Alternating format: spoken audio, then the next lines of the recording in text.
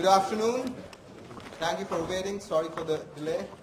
We were trying to get a very nice deck of slides that Jim has prepared for us today. It's such a huge file, it's been a logistical challenge to get it. So he will probably just speak to us without the slides. Our speaker for next week will be Professor Richard Lester, who is a professor and head of Department of Nuclear Science and Engineering at MIT.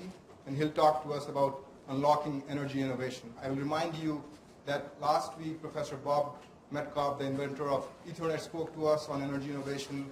Today we have Jim talking to us also on energy innovation and clean energy.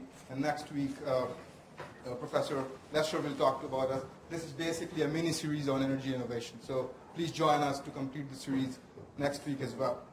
It's a pleasure really to welcome our speaker today, Jim Davis, who is president of Chevron Energy Solutions. Jim actually established CES, or Chevron Energy Solutions. They were at the first comprehensive energy services firm in the oil and gas industry. And what is really interesting about CES, is that energy efficiency and renewable energy are at the core of its business model. So it's really going to be very exciting to hear from Jim how that works out in such a large, big multinational oil and gas company. Before joining Chevron, Jim served as the Senior Vice President at PG&E Energy Services, and PG&E is the Pacific Gas and Electric company based out in California, one of the foremost energy services companies in the nation. He has a range of multinational, national, and regional experiences, developing a wide range of projects for several years. So it's really an extraordinary experience that Jim brings with him here.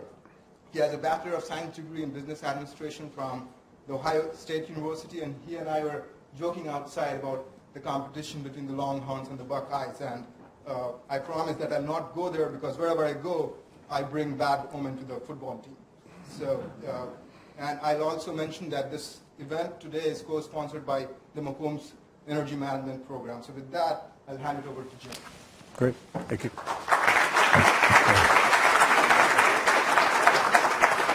Hey, thank you, Varun. I'd like to thank the Energy Institute and the McCombs School of Business for hosting this event and having me here today. My team prepared this awesome presentation. I mean, the pictures that you're missing, I can't even begin to describe them. And maybe I'll try. I'll have you close your eyes later and have you picture a geothermal plant and what that might look like. But I apologize for that. I'll try to do the best I can to share with you all the good information that I plan to share. But I find that these types of symposiums, these types of events are always best when I get to your questions. So I'm looking forward to getting to your questions. I think the plan was for me to speak for 30 or 40 minutes and then to spend the rest of the time answering your questions. And I always like to say up front, how long I'm going to speak for, because if you think that part's going to suck, at least you'll know how long it's going to suck for. So with that, let me tell you a little bit about what I plan to talk about. I wanted to give you a quick overview of Chevron. You're in Texas. I think most people are familiar with the big oil and gas companies, but I'll give you a little bit of overview of that.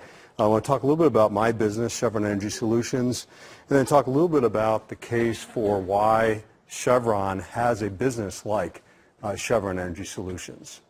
And then with that, we'll talk about maybe some of the bigger issues that the industry is faced with right now, and hopefully that will open up to some lively Q&A session at the end. So sound like a good game plan? Okay. So Chevron is, I think, the third largest publicly traded company, or at least industrial company in the world. We have operations in 180 different countries around the world. So we're in the upstream oil and gas exploration side of the business, as well as the downstream refining and marketing. And then, of course, all the various different midstream businesses that move the oil and gas and refined products around the world to our customers. Chevron's an old company, heritage back to the late 1800s, 1879, the Standard Oil of California, and then experienced a lot of growth around 2001 with several mergers. We merged with Texaco, and then we also acquired Unical. So we're one of the largest oil and gas companies in the world, competing with ExxonMobil, BP, Shell, Total, and the formerly combined ConocoPhillips. Headquarters for Chevron are in California, out in a San Francisco suburb community called San Ramon. But my business is actually still based in San Francisco. Actually, the only remaining Chevron business that's still headquartered in San Francisco. So we'll talk a little bit about Chevron Energy Solutions. So we are in three basically main businesses. The first one is we provide energy efficiency, power system reliability, and renewable power services to our single largest customer, which is Chevron itself. Chevron has a $7 billion annual energy spend running its worldwide operations. So if you business majors, just think about that as a market. $7 billion size market is a pretty big target to go after. And so my team of experts goes all around the world and looks for opportunities to help Chevron manage that $7 billion annual energy spend. And of course, we're a corporation that's investing over $30 billion in capital a year to grow our business. So as we grow, that energy spend is going to rise as well. And my business has been successful in helping to take out about $600 million in costs since we really started this effort up in 2004. And Chevron has improved its own energy efficiency by over 30% since we started measuring it back in 1992. So put that in real dollar sense, that's about $3 billion annually that Chevron is running its operations more efficiently had we not focused on energy efficiency and power system reliability opportunities. The business, so that's sort of the first business unit. The second business unit that CS has is what you would call a traditional ESCO or energy services company. So we focus on the U.S. public sector, which is city, county, state government facilities. We're really big in the education sector, so K through 12 to community colleges to higher ed. Campuses like University of Texas would be a target customer of ours. And the same type of service there. We're looking at ways that we can improve energy efficiency, so the demand side of the equation, and then complement that on the supply side with distributed generation on a campus like this so that you can reduce the total energy spend. The way that we sort of approach the public sector market is we want to look at our customers not only on a holistic basis, but we really want to understand the business impact, or what are the drivers that organization is most concerned of. So for instance, if we were at a K through 12 school district, say in California, we would talk to the school board, we would talk to the superintendent of schools and say, what are you challenged with? What are you worried about? What are the things that keep you up at night? And we would hear, well, there's state budget cuts. I'm worried about having to lay off teachers or shut down school programs. I'm worried about student test scores. I'm worried about the aging infrastructure of our facilities and the quality of the classrooms that we have in our school district. Rarely do they say, I'm looking to save some money on my energy bills. Okay? So if we want to provide the best impact for that school district, we want to try to align our offering to what their big challenges are. So we'll use the energy savings to help meet those goals. So we'll look at ways that we can use those energy savings and the energy retrofits of the building, and let me talk about kind of the more technical things that we do. So we'd walk into a building like this and we look at lighting, we look at HVAC, look at energy controls, look at motors, chillers, drives, boilers, windows, water conservation, roofs, energy control systems. We look at the total building envelope and say, how can we put together a series of energy conservation measures to reduce the demand of that facility as much as possible. And then we complement that on the supply side by looking at maybe solar on the rooftops, solar parking shade structures in the parking lots, maybe natural gas cogeneration. Our approach is to be technology agnostic. We don't manufacture anything that's in the scope of our projects. So we'll put together the best solution with the best technologies for that particular customer. But all the while, we're producing these energy savings. We're looking for ways that we can have that business impact. So if you're on a school campus, what would be a big shame would be if you didn't try to take some part of that project and the learning opportunity and bring that into the science curriculum of that school district. So we basically will provide that K through 12 school solar kits to teach the students how solar energy works. We'll put kiosks up that basically explains the project, how the project works, how it's going to impact that school and their energy consumption.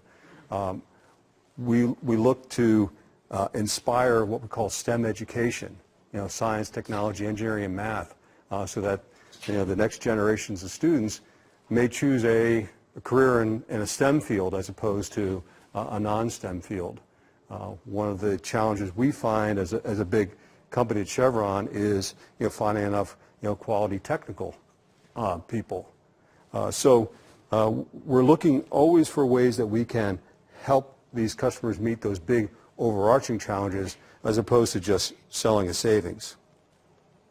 Our business employs over 350 employees across about 24 offices across the U.S. Most of our employees are technical employees. They're mechanical, electrical, architectural engineers, professional project managers, and construction managers. But we do have a pretty good size sales organization, business development team that goes out and meets with our customers and partners with our technical people to design these various different types of solutions. And that puts us in the class of, we're one of the top 3 energy services companies in the U.S. And we also target the U.S. federal government, which is the largest consumer of energy in the world. And that takes us to U.S. military bases and other federal agencies like the U.S. Postal Service, NASA, National Security Agency, et cetera. Since the inception of the company back in 2000, we've saved our customers over $1 billion in energy costs and removed 3 million metric tons of greenhouse gas emissions. So the way that I like to think about the business model is, we create taxpayer savings, which are sort of green dollars savings, because all the public sector is funded by your taxpayer dollars. Create green jobs. So virtually every project that we do has a big job creation aspect of it, as we act as the general contractor for our solutions, and we would hire local contractors to actually do the implementation. So there's electricians being hired, mechanical contracts being hired, et cetera. So there's a lot of green job creation. We're deploying green technologies. One of the things that we do is Chevron participates along the whole value chain as technologies are being developed, created, and deployed in the marketplace. My customers, my public sector customers, my federal customers, want us to keep them on the proven edge of technology, not the cutting edge. And let's talk about that just for a second. When you make a decision on which cell phone, which smartphone you want to pick, how long of a decision is that going to be? I mean, how long do you expect to have that smartphone before you're going to get the next one? 2 years? About the average decision? How about your laptop? About the same, 2, 3 years, less? Someone's taking no, like, no, it's 4 to 6 years? Okay. Yeah, well, forget I'm talking to students. Wait till you get into the private sector, and then you get a new one every 2 years. Maybe your car you're going to keep a little longer. But when you make a decision on the energy infrastructure in a building, that decision you're going to live with for decades, plural. You make a bad decision, this isn't easily remedied. This is something you're going to live with for a long, long time. So you don't want a science experiment, on your building. You want to make sure that that technology is proven, that it's going to perform the way that it's expected to perform. And if you picture yourself as a school board member, a superintendent of schools, you don't want to be that person in town that everybody points to and goes, oh, there goes the guy or gal that, made the really bad decision on, the solar at the school district. Or, hey, we're really paying out the nose on our energy bills because they made a bad decision 10 years ago. Okay, so what an energy services company does is typically stands behind, their solutions, for 10, 15 to 20 years. So we'll guarantee those savings for a long time. And I'll talk about sort of the deal structures in a little bit. But how does Chevron then help technology get deployed? How do we help new technology get deployed? And the way that we do that is in a number of ways. One is we take a look at virtually every new technology, energy technology that's being developed.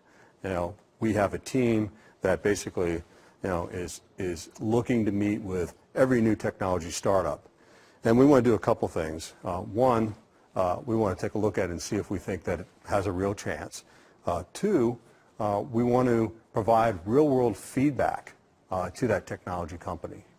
I can't tell you how many times I've seen a technology that looks like it's a great technology, it's going to work, but they didn't think about things like how are you going to install it into a building? How are you going to integrate it into a building's energy structure? And the cost to do that ends up being more than the cost of the technology itself. And therefore, it's never going to be commercially successful. But if we can get to them early and say, if you could design it like this, we think we could put it in every one of our customers' facilities. But if you do that with it, boy, we think you're going to have a hard time finding, a good market for it. So that's one way. The second way is when those technologies are ready for demonstrations, we'll host them. We'll host them on a Chevron facility. That way we get to work with them on not only the installation, but collecting data on how that technology is working. We get to help them make enhancements to that. And really the goal there is to help them get to a commercially viable technology. And lastly, once it is commercially viable, we hope that we are a preferred distribution channel to get that technology into the marketplace. And we have lots of different examples of companies we've worked with this way and that are now commercially successful. We also have a sister company to my company called Chevron Technology Ventures that actually has a venture capital fund. We'll actually make investments in those businesses, minority investments in those businesses as well. But we'll work with technology companies that we don't invest in. Let me talk a little bit about, and before I get to the third business, let me talk a little bit about Texas and some of our customers. So we've done energy efficiency projects with the city of Austin. They've been a past customer of ours where we've gone in and looked at various different municipal buildings and retrofitted them more energy efficiently. We've got the Hornsby biogas project. It's probably been the news lately because I think their compost pile has caught fire. But we had nothing to do with that. That's not part of our project, but we built the actual biodigester for the county. Texas is a big market for us.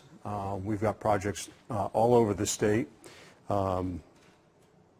lot of customers in Houston, work with the Houston Community College District, Houston Independent School District, looking at opportunities with the City of Houston. So Texas is becoming a really good market for the energy services business. And with that, let me move to the third of our three business units inside of Chevron Energy Solutions, and that is we also invest in large-scale renewable energy projects. And this is where you're missing out on the pictures. In Acacia is a project actually in Presidio, Texas. Anybody know where Presidio, Texas is? Really? On the border of Mexico, right? Yeah, it's out in the middle of nowhere. And we just completed a 10 megawatt ground mount solar facility where the output of that power is going to be sold to Bryan Utilities, Bryan Texas Utilities, a small municipal utility. So we invest in renewable energy projects like ground mount solar, and the other technology that we invest in is in geothermal. Chevron used to have the claim as the world's largest producer of geothermal energy in the world, but we recently had to sell down our interest in our Philippine projects due to a congressional change in the Philippines on foreign ownership of those types of assets. But we've basically developed 25% of the world's geothermal.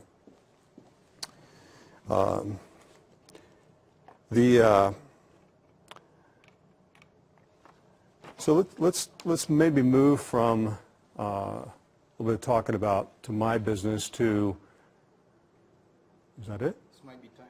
We might have some pictures.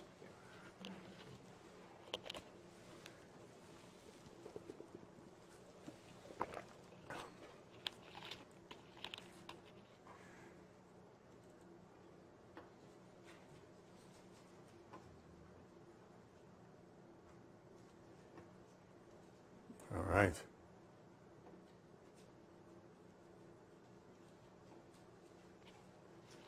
Awesome.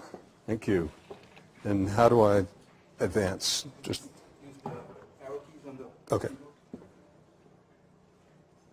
Oops. Trust is there for previous.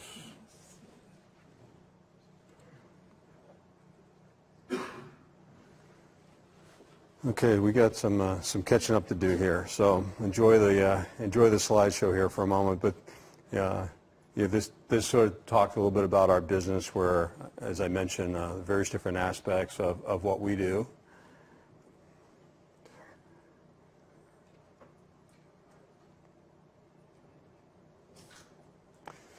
The three business units.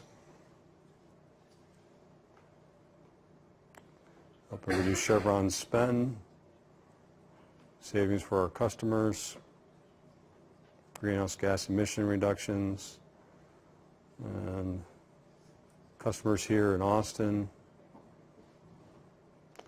There's a picture of the ground mount solar project. And there's your picture of a geothermal plant, in case you wondered what one looked like. This is actually the first new geothermal plant that's built in the Salton Sea in California in 22 years.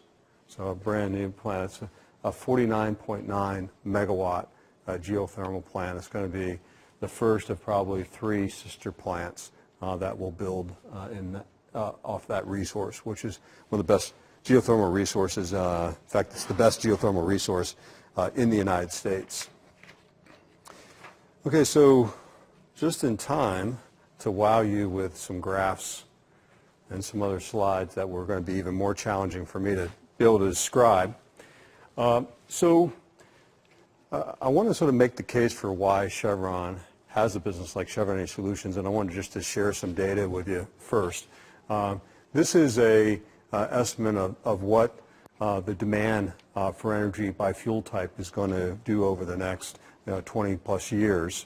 And you see that we're going to need a lot more of all these various different types of energy, or types of fuel. And where we're going to need it? We're going to need it in the developing world. You can see the non-OECD countries are basically going to be experiencing the highest growth in energy demand.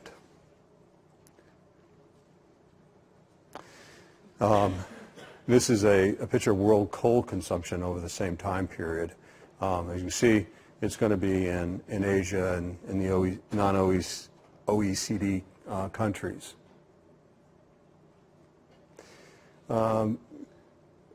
This slide, a little hard to read, but this is basically global per capita energy consumption. So where it's darkest in the dark red, that's where obviously per capita energy consumption is the highest. And you can kind of think about the OECD countries and see that, you know, there's the highest energy consumption per capita. And it basically another way of saying that, you know, the developed world are the energy hogs. I often talk about the United States as the Saudi Arabia of energy waste. Okay, so, and then the rest of the world, even though that's where all the growth is going to be, you know, there's still, you know, millions of people that don't even have electricity.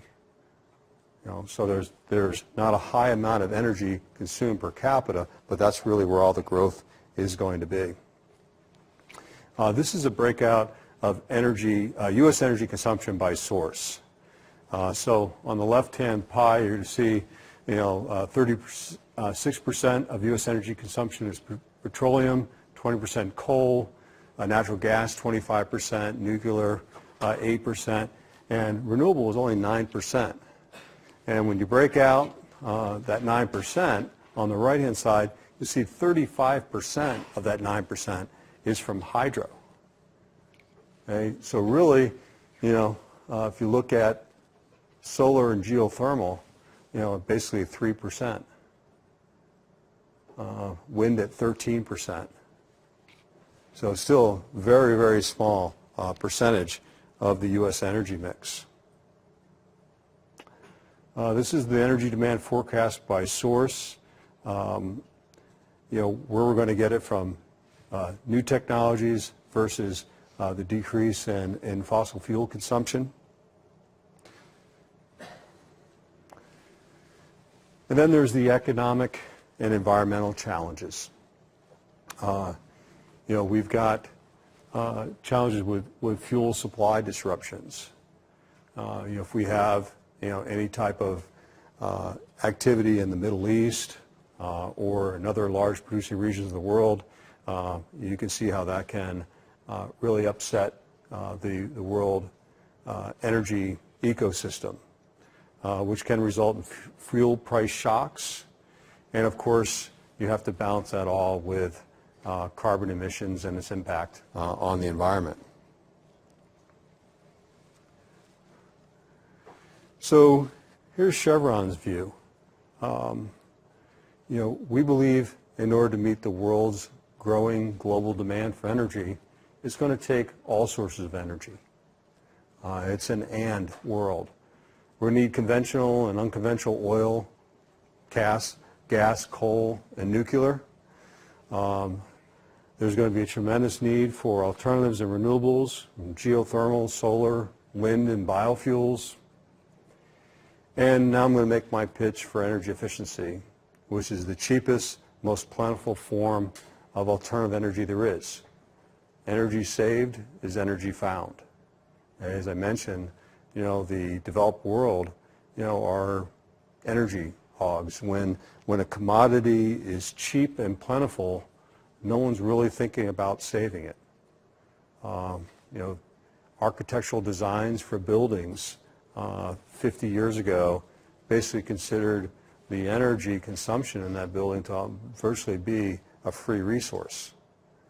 You know, as I travel around the world and visit some of the developing countries and look at their architectural design of their buildings, I'm always amazed at how energy inefficient, you know, those designs are of brand new buildings. And so you dig a little deeper and you ask why. Well, guess what they charge for electricity in Saudi Arabia? Anybody have a guess what what price per kWh?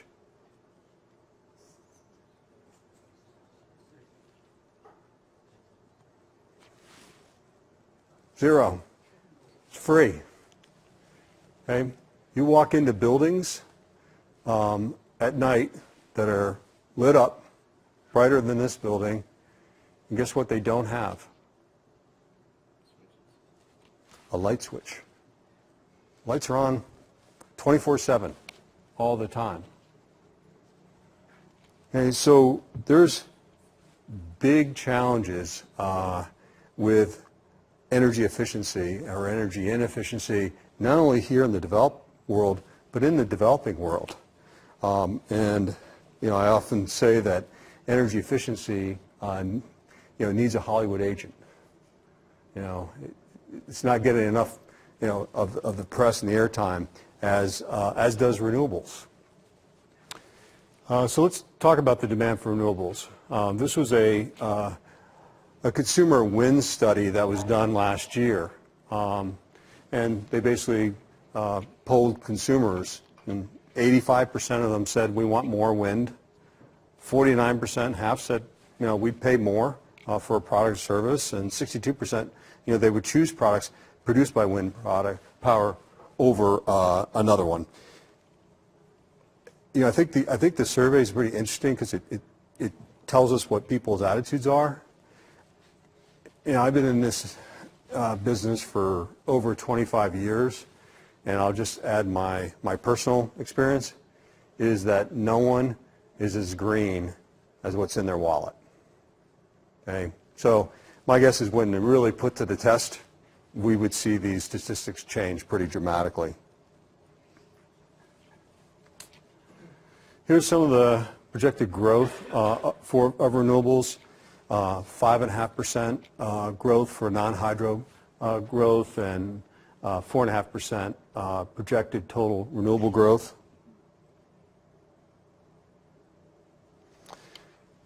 You can't think about renewables without thinking about the policy debate. 24 states in the U.S. offer some type of tax credit for renewables.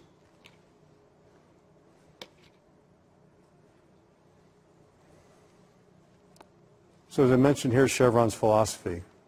We recognize the world needs all the energy we can develop in every potential form.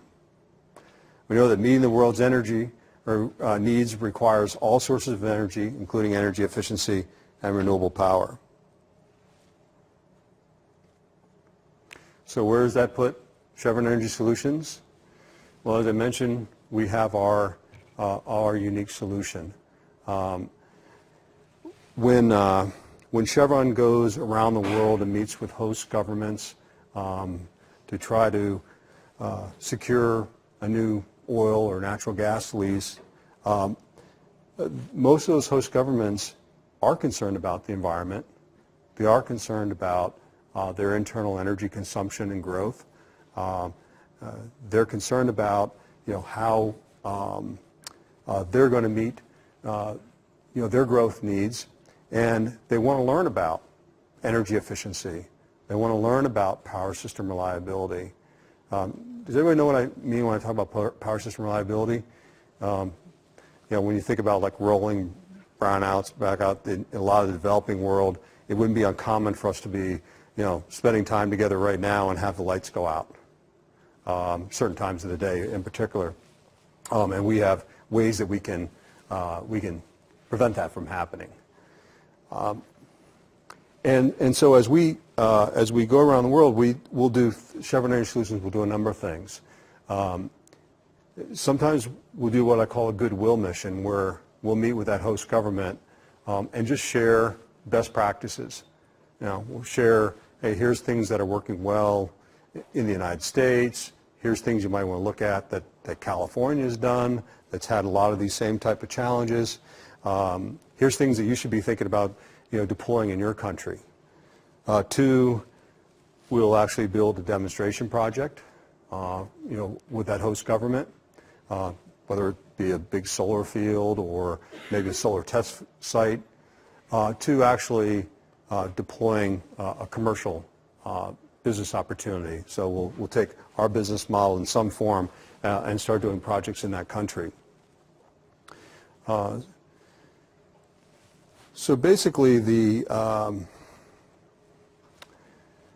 challenge that I guess I would put to you before I open it up, to your question is, I was reading an interesting article from David Brooks, who is a New York Times op-ed writer, and he was talking about who's really moved, the energy equation, and he's saying, where's the Steve Jobs of the energy business?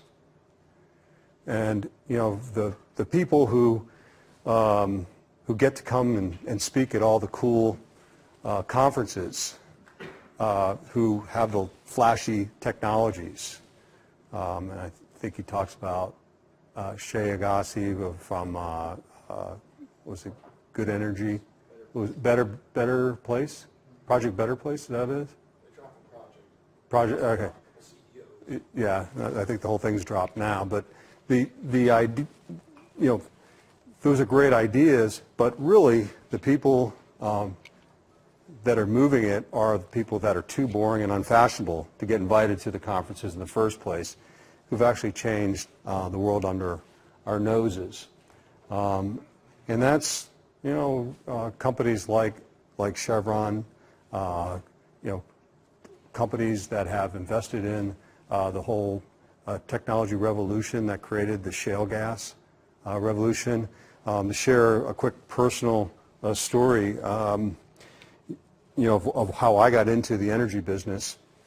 I grew up a country boy and always loved nature, loved the environment, and hoped to have some type of career where I could have a positive impact on the environment. And going to Ohio State University ages ago, we didn't talk about climate change and greenhouse gas emissions. We talked about things like acid rain, NOx and SOx emissions from all the coal-fired power plants that generated the power in the Midwest, and they were spoiling our rivers and streams and lakes, and that concerned me. And so when I was graduating from school and knew I was interested in commodities and commodity trading, I started out my career as actually a commodity trader. I heard about the deregulation of natural gas. And I thought, wow, natural gas, it's the cleanest burning fossil fuel there is. It seems like we got plenty of it in this country. Simple solution. We convert all the coal-fired power plants to natural gas, solve the acid rain problem, move on to the next issue. Little did I know I'd be standing here, all these years later, all these decades later, and most of those coal-fired power plants are still, being produced with coal. And there's cleaner coal solutions, scrubbers on the stacks, things like that. But we still haven't converted those coal-fired power plants to natural gas. But with the shale gas revolution, I think we finally have that opportunity. We literally are sitting on a bonanza of natural gas in this country.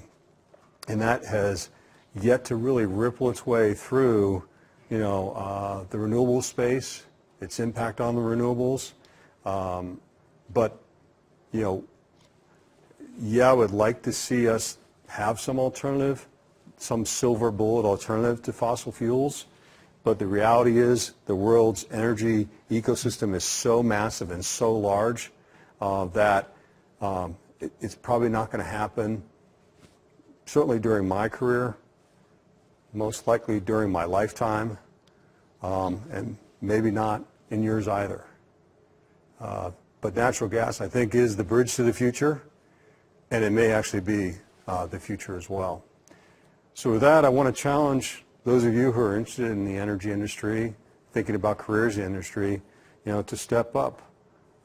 Maybe you'll be that next Steve Jobs, or maybe you'll be part of the more boring crowd that's been making a difference.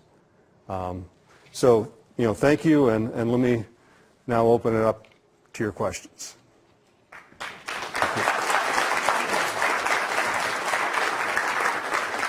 in the back. There's a number of points that you mentioned I'd like to talk about.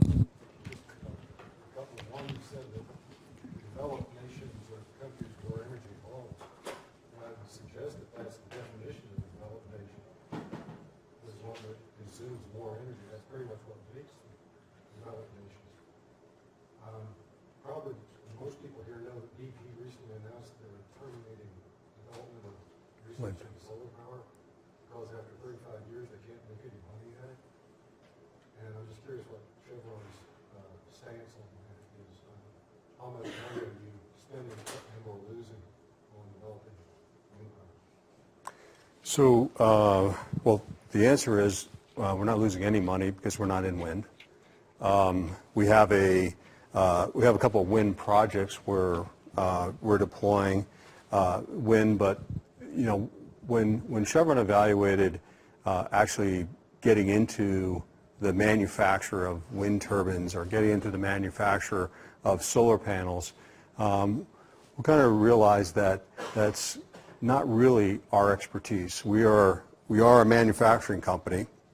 We're a very large manufacturing company, but we're not really a high-tech, manufacturing company. And so we didn't see that as sort of being in our core set of capabilities. Instead, we took a different approach, which is the formation of my business, which is technology neutral, which is to choose the best panels, the best inverters to supply in our projects. I think with the Chinese entering into the solar panel business, they have radically changed the panel prices, driven the prices down to unbelievably low levels, which has allowed a lot of projects to become economic that wouldn't have been without their entry. And so there's going to be winners and losers as that technology is developed, and I'm not surprised that some players that have historically been in it have gotten out as the competition has heated up. I guess we have a mic, so we'll follow the mic. Is water conservation and desalinization, is that part of your group's focus?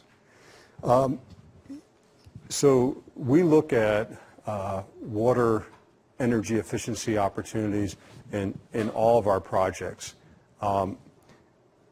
So yes, and I think it's an area that's yet to be fully tapped and fully explored.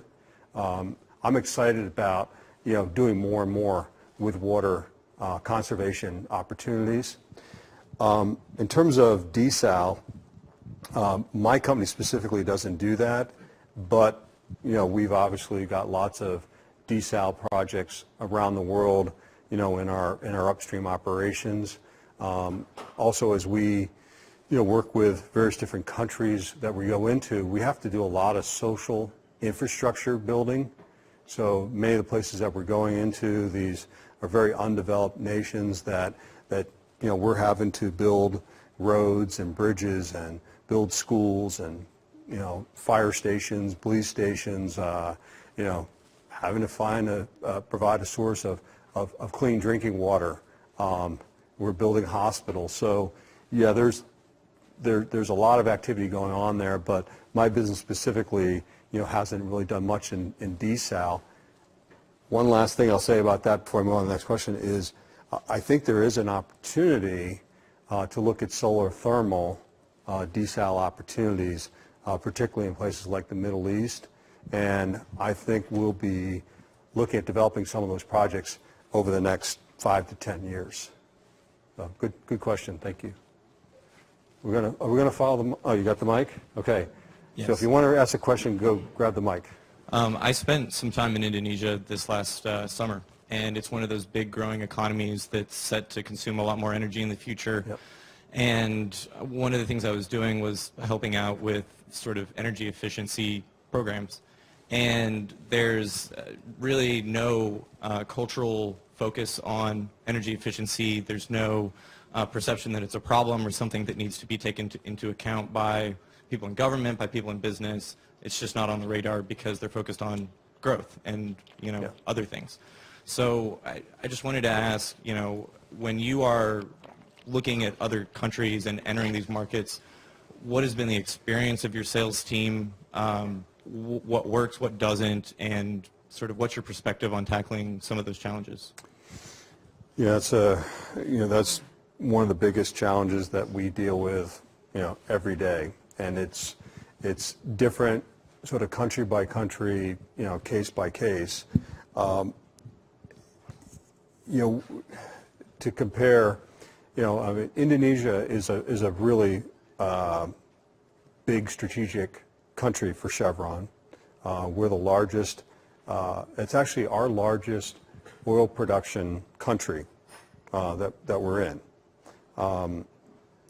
We also have a lot of our geothermal assets in Indonesia, and it's a very strategic country for us for the future.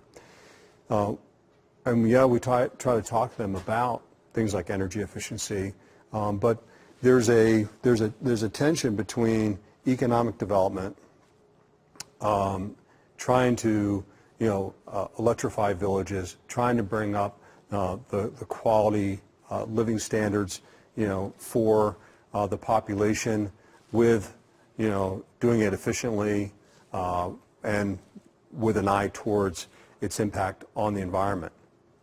And when your main focus every day is on feeding your family and trying to stay healthy, it's real hard to put energy efficiency or the environment real high on that list. And so we have to go in there and really talk to them about ways that they can do both, the way that they can then try to meet both those challenges, so that they're not just short-sighted and thinking only about how do we quickly ramp up the quality of life, which is critically important too, but do it wisely and do it with a thought to long range.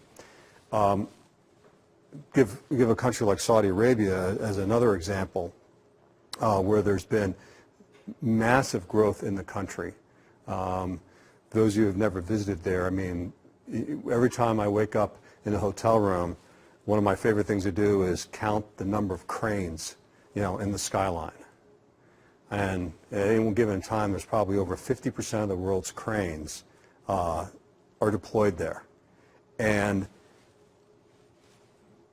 yet, that's having now a direct impact on their ability to export oil, which is basically what drives their entire economy. And if they don't do something about it soon, they'll actually be, consuming all their energy internally, and obviously that's a big problem when your whole economy relies on oil and natural gas sales. And so they're waking up and saying, oh, we got a big problem. Can we just install a bunch of solar? Can we do some wind? Can we do some energy efficiency? And they're scrambling and they're talking about gigawatts and gigawatts of solar installations in the country. But there's not a real well thought out plan in which to do that. So we'll go in and we'll work with them on those type of situations. But you're absolutely right. It's a big challenge. It's different case by case, and sometimes even within a country, in different regions of the country, it's different. But it's a really important challenge, a really important question, and I think it's a real opportunity for people who are thinking about coming into this business. Thank you for joining us and spending your time and sharing your insights. Just a couple of questions. So can you give us any overview of where you see grid parity? Not in the places like Hawaii that have very high rates, but say, places that have 11 or 12 cents a kilowatt hour. What technologies do you see and when achieving renewables, grid parity, utility scale solar, what other projects? And then also, there was a fad a few years ago with the VCs getting into green energy. That imploded, and now we're hearing more about small energy startups partnering with large incumbents. And you mentioned Chevron Technology Ventures, and so if you could explore to whatever time and you could have on that, on how that could be set up with a university environment, and do you incubate purposely?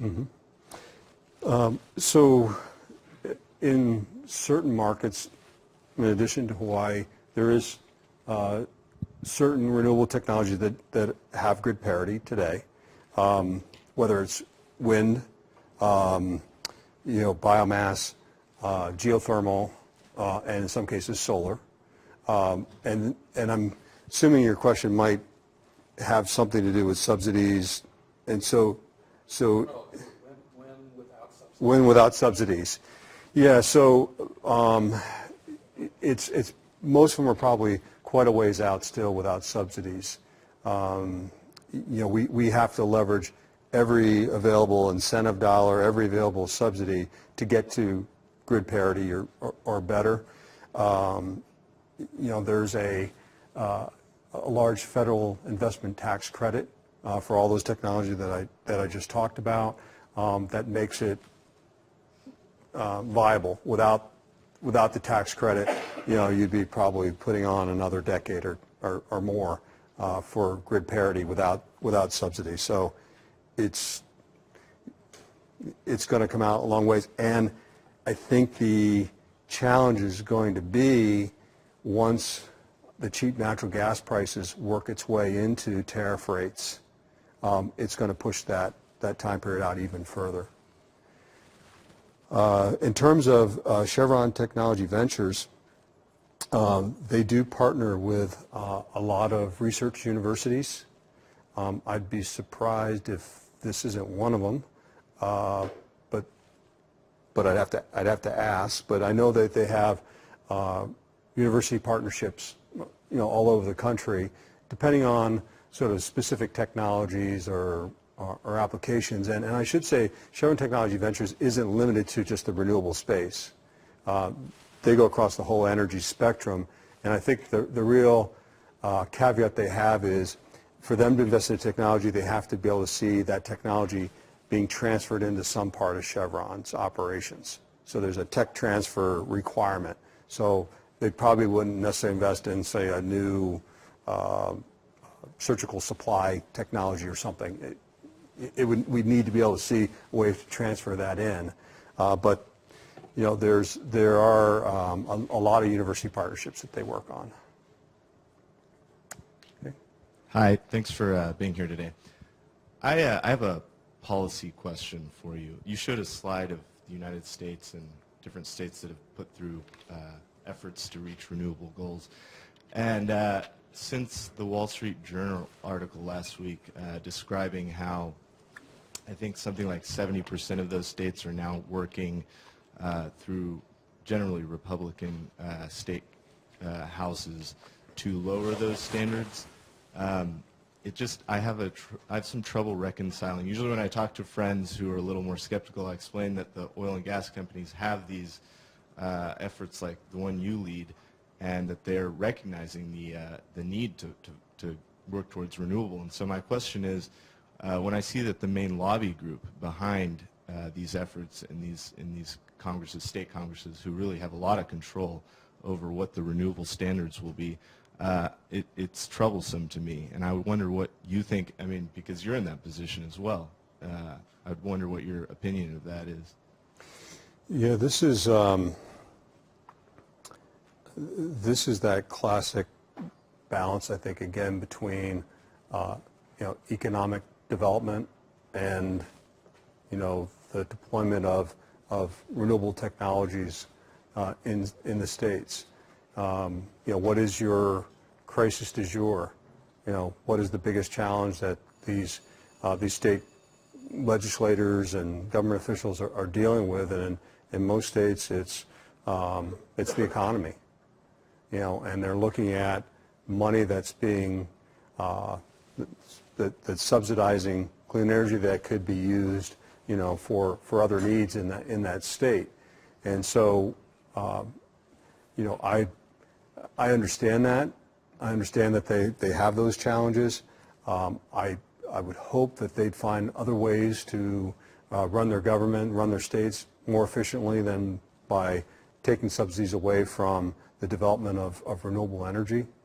But I also understand that, they're faced with all kinds of different challenges with, their states recessions or challenges with job creation. There are challenges with schools, et cetera. So it's a balancing act. California, has decided to press forward, with the implementation of AB 32, even though the state is in dire financial straits. They've put the environment in front of the economy. Your state is benefiting from that by, seeing the amount of businesses that are relocating from California to Texas. We're seeing an exodus of a lot of high wage earners to Texas. Our Houston offices, are growing and prospering.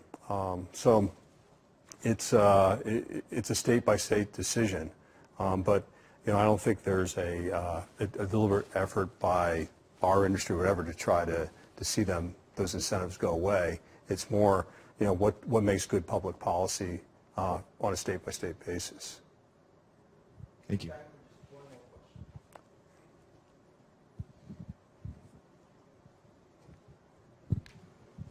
I just had a simple question. I was curious what the average ROI is for the life of your projects and your average payback period, how long it takes to break even with it.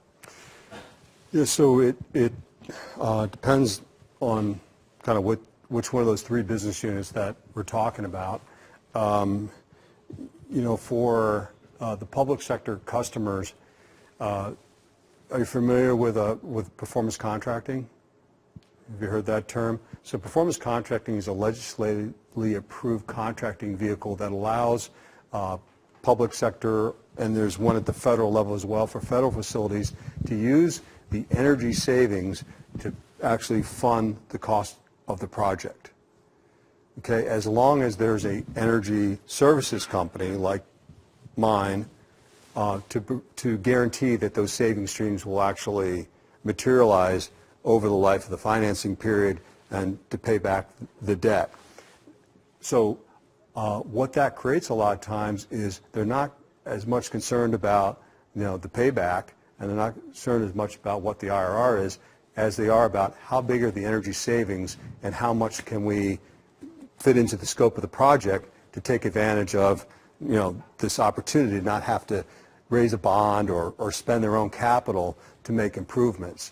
So for instance, we've gone into school districts where there's a very inefficient building, found lighting and HVAC and energy control savings, and they've said, great, can you also put on new roofs and repave the parking lots? In one case, can you actually build us a new aquatic center, so a new swimming pool, all paid for with the energy savings. We're like, sure, we can squeeze that in. So the payback actually has been pushed way, way, way out in time. So it creates a little bit of a perverse incentive sometimes. When we go to the private sector, like a Chevron, typically, they're looking for 2.5 year, simple paybacks. If we're investing in a large-scale renewable project, we're typically looking for IRRs in the high teens or north of 20%, because that has to compete with our internal, capital opportunities with upstream and downstream type opportunities. So, good question. Must have a business major here.